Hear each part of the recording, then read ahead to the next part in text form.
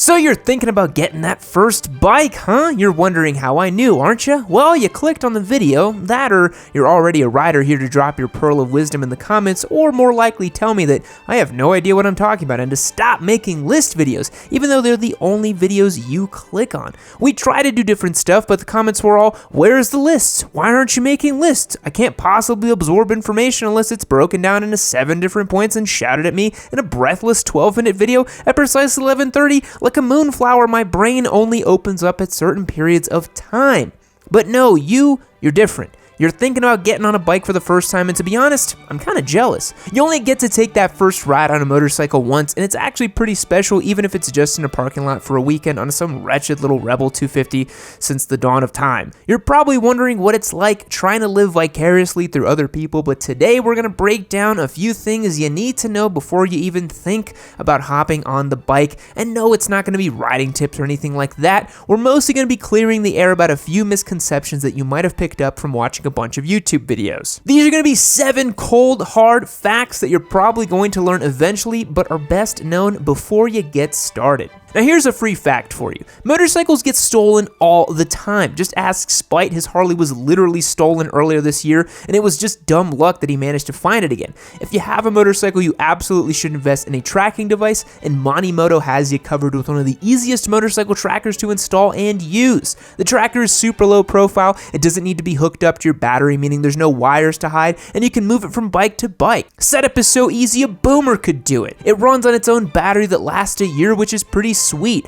I mean, when was the last time your cell phone made it through an entire day, let alone a year? If you click the link down below and use the code Yammie7, you'll get 7% off your order. If you're a motorcyclist, you owe it to your bike to help keep it safe. Click the link, my dude. Number 7, the MSF doesn't teach you everything. You just finished your weekend at the Motorcycle Safety Foundation course, ran out and bought your Turbo Hayabusa like the good little squid you are, and ready to head down to your first ride on the street. The only problem? The driveway out of the dealership is uphill and you need to hang a right on that incline. You search deep in your brain for something that your instructor might have said, but alas, they never taught you that you need to use the rear brake and throttle at the same time, and you end up dropping that brand new Busa right on the turbo. Well, at least you're at the dealership. Just get one of the service guys to come pick it up and get it fixed for you. That's right, there's a million little things that you learn as you ride and that aren't covered in the MSF. Why? Because the MSF is designed to take a person who has never ridden a motorcycle before in their life and teach them just enough to not yeet themselves into infinity. But there's not enough time in 4 days you spend in the parking lot to learn how to rev match your motorcycle on downshifts, or how to pick up your motorcycle if you drop it,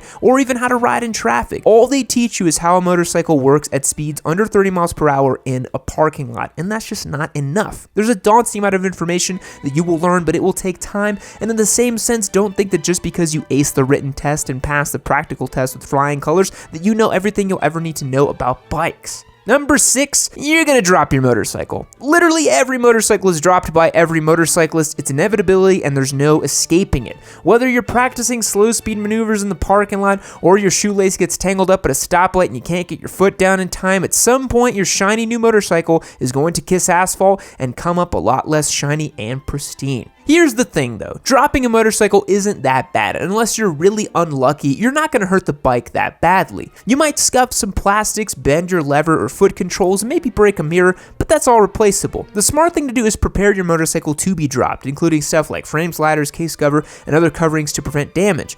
They usually all come with plastic sliders that can take multiple drops or even low slides when they aren't 100% catch-all against damage, and they're a great way to protect your bike. Put it this way, it's cheaper to replace a piece of stuffed plastic than fix a hole in your clutch cover. If you drop your bike and you don't have any of this protective stuff, there's a handful of things you can do to repair any of the damage you might incur. First, there's paint pens that can be matched to your bike's factory paint job. It won't fill in any deep scuffs, it will cover up any chips or dings you might get. You can also get a nice set of replacement levers to fix the broken or bent ones. Do yourself a favor though and don't buy cheap Amazon levers. They work fine, but they look a little crappy. And if it's any consolation, I was literally out earlier today and yeeted my bike probably 15 times on a trail that I was riding on my desert sled because of icy conditions. We all drop our bikes all the time. Number 5, gear is disposable. This might be a bit of a surprise, but if you think about it, it makes sense. That motorcycle jacket you just dropped $300 on won't be the last motorcycle jacket you ever buy. When you ride your bike, your gear is just as exposed to the elements as you are. Your gloves are constantly touching your handlebars, and slowly friction and sweat will wear them out. Your jacket will fade and you might even wear holes in it over time if you don't go down. Your helmet needs to be replaced every few years, or perhaps sooner if you sweat a lot or wear a lot of makeup or hair gel, but you can always swap out the insert foam. However, just because your gear wears out doesn't mean you should cheap out and get lower quality stuff to save a few bucks. You should expect to spend around $1,000 on a full set of very good gear to get started, including a jacket, helmet, gloves, boots, and maybe even riding pants if you're so inclined, and that gear should last you at least 2 years. After that though, your jacket might be getting stanky, your gloves might have holes in them, and your helmet might not be as safe as it used to be. That, or you just might want to replace or upgrade your stuff to nicer stuff. Expect to spend an additional $500 a year on replacement gear, sometimes more. Hell, I'm very vain and I love buying new gear to look fresh. Also, if you do end up going down, most insurance policies will have some considerations for replacing your gear, so don't worry about saving it. Unless it's a tracksuit, most gear is only designed to survive one impact. Papa Yam's crashed in his tracksuit at least 5 times now, and it's still good. Number 4, your motorcycle is disposable. I'm just kidding, it's not disposable, but you probably won't keep your first bike, heck, even your second, third, fourth, 12th, or whatever. The motorcycle you're riding right now probably won't be the motorcycle you keep for the rest of your life. There's a lot of reasons why. You might bin it, you might outgrow it, your tastes might change. Whatever it is, you should expect to own multiple motorcycles throughout your riding career. Just look at me. I had an R3, 3 different Daytonas, an FZ09, my desert sled, my KTM dirt bike, my Hayabusa, the RC390. They just come and go. Even Spite's been through about 6 different motorcycles in as many years. It's important to remember this because you might be sitting at your computer right now thinking to yourself that all you want in life is a brand spanking new R1, but you might ride your buddy's Harley and realize that you like a relaxed riding position, lack of power, and boomers coming up to you at gas stations wanting to talk to you about how they themselves have a 131 Road King Mega Glide Power Cam Screaming Eagle Hog back home, and you might really need to get yourself a real bike. Approach motorcycling with an open mind. You'd be surprised how many there are out there beyond the streets, and I mean that literally. There's track riding, road racing, trail riding, scrambling, adventure riding, motocross. If you can think of it, you can probably do it on a motorcycle, and it turns out they're all pretty fun. Number 3, nobody cares that you ride. You might be thinking to yourself that getting a bike will be an instant conversation starter, like you show up to a bar, plop your helmet down, and everyone will want to come up to you and talk to you about your bike, bro. Most of the time, even other bikers don't care. They might nod to you or wave as you pass by, but chances are they're not going to walk right up to you and ask you about your bike unless you're currently sitting on it, which would be weird. Motorcycle parking is typically on the street, so I'm not sure why you would be out to ride your bike in the bar, but hey, you do you. The only exception to this rule is if you're a woman. If you're a woman and you ride a motorcycle, prepare yourself for the swarms of thirsty dude bros coming up to you and asking you what about your bike and trying to mansplain something to you. I see it all the time and it's super cringeworthy. Guys, if we want to encourage more women to ride, the first thing you might want to try is leaving them alone and not trying to get in their pants merely for the fact that they have 2 X chromosomes and 2 wheels. Just act like a normal person. It's not that hard. Also, chances are if you see a woman who rides, she probably knows more than you, so don't try to impart any unsolicited knowledge. Hell, don't impart any unsolicited knowledge on a dude rider either. Number 2, most motorcycle crashes only involve one vehicle.